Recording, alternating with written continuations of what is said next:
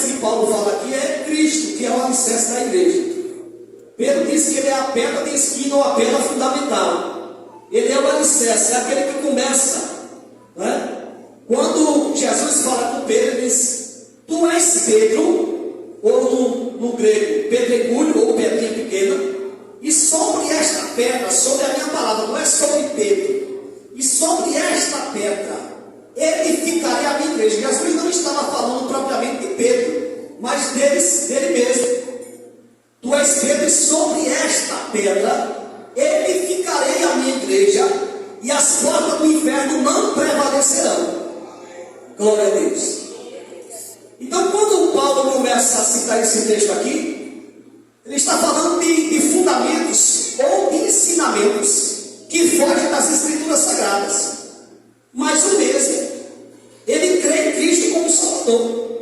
Ele pode correr o risco de ensinar algo que ele aprendeu errado e ele passou errado, porque ele aprendeu aquilo de alguém que ele admirava, seja na igreja presente ou nas redes sociais. Então ele vai lá e ele passa aquele ensinamento adiante. Como muitas coisas que nós aprendemos, que fomos mudando ao passar do tempo. Porque antigamente, uma certa vez eu passei um estudo aqui, muitos irmãos quando saudavam, alguns ainda usam, né, essa linguagem. Salve os irmãos com a paz do Senhor e os amigos ouvindo com a boa noite de salvação. Você não vai encontrar isso na Bíblia. Jesus não mandou fazer acepção de pessoas. Ele disse que quando você chegar num lugar, saúde com a paz.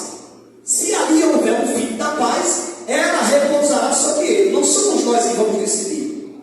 Glória a Deus. Então nós aprendemos assim, né? Aí muitos ainda usam isso hoje. Salve os irmãos com a paz do Senhor e os amigos ouvindo com a boa noite de salvação. Ele já se sente discriminado, ou que fez essa missão com ele, né? E alguns dizem: olha, a Bíblia diz que Deus ama o pecador, mas aborrece o pecado. Mas a Bíblia não diz isso. É lógico que Deus aborrece o pecado, mas não tem esse versículo na Bíblia. Glória a Deus.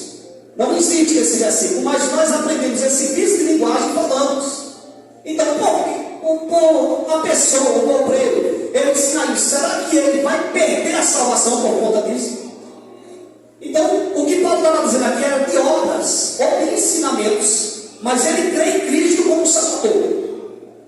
Nós temos irmãos de outras denominações, Batista, Primeira Batista, Batista Renovada, Presbiteriana, né? Que o segmento doutrinário deles é diferente do nosso.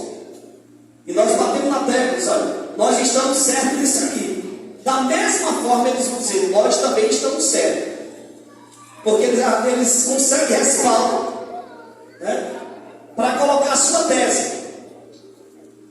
Mas se ele aceita o Cristo como Salvador, e ele crê em Cristo, ele espera em Cristo, ainda que alguns estejam esperando Cristo depois da grande tribulação, porque tem gente que está esperando Jesus depois da grande tribulação. Nós já passamos tribulação agora. Tem gente que está esperando a grande tribulação vindo.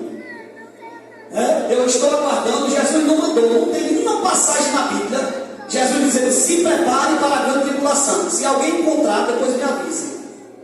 Quem já encontrou aqui algum texto bíblico dizendo: olha, Jesus disse que você se prepare para a grande tribulação? Não tem.